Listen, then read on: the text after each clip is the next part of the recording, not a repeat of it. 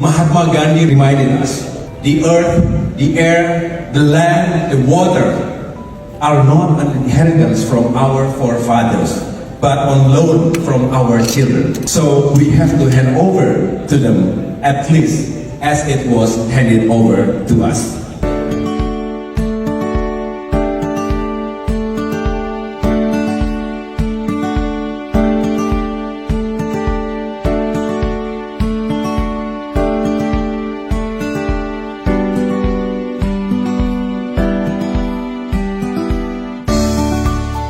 By 2050, we will have to deal with land and water scarcity. This year's overall theme, Water for Shared Prosperity, is very relevant because it embodies at least three interrelated principles. First, water management. The scope of genuine prosperity also includes the state of success, happiness, and health.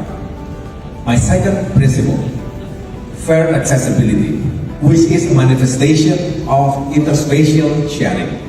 Water management must be implemented fairly to provide equal access to drinking water and sanitation. And the third principle is sustainability. It is the manifestation of intergenerational sharing. We want our children and our children's children live in a healthy, sustainable, and livable planet.